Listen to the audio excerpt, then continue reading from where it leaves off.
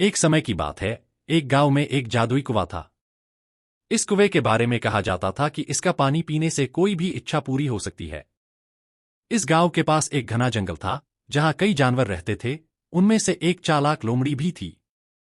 लोमड़ी ने जादुई कुएं के बारे में सुन रखा था और वह बहुत दिनों से सोच रही थी कि वह कुआं तक कैसे पहुंचे। एक दिन लोमड़ी ने अपनी चालाकी का उपयोग करने का निर्णय लिया। उसने गांव के किसानों के खेतों में जाकर उन पर नजर रखना शुरू किया। एक दिन लोमड़ी ने देखा कि एक किसान कुएं की ओर जा रहा है। लोमड़ी ने उसका पीछा किया और कुआं तक पहुंच गई। किसान ने कुएं से पानी भरा और अपनी इच्छा मांगी। लोमड़ी ने यह सब ध्यान से देखा और जब किसान वहां से चला गया तो वह कुएं के पास आई। लोमड़ी ने कुएं में झांक कर कहा, हे जादुई कुआं, मेरी एक इच्छा है। मैं चाहती हूं कि मेरे पास बहुत सारा खाना हो ताकि मुझे कभी भूखा न रहना पड़े। जादुई कुएं से एक हल्की सी रोशनी निकली और लोमड़ी की इच्छा पूरी हो गई। अचानक उसके चारों ओर बहुत सारा खाना प्रकट हो गया। लोमड़ी बहुत खुश हो गई और उसने खूब सारा खाना खाया।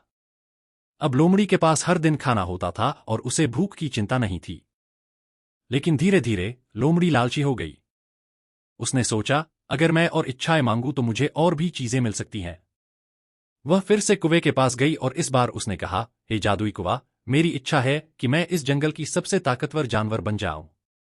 लेकिन इस बार जादुई कुएं ने कोई प्रतिक्रिया नहीं दी। लोमड़ी ने कई बार अपनी इच्छा दोहराई, लेकिन कुछ नहीं हुआ। लोमड़ी निराश होकर वापस लौट आई।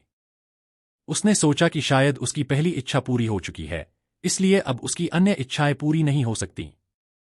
लोमड़ी ने समझा कि लालच अच्छा नहीं होता और उसे जो मिला है उसी में संतोष करना चाहिए।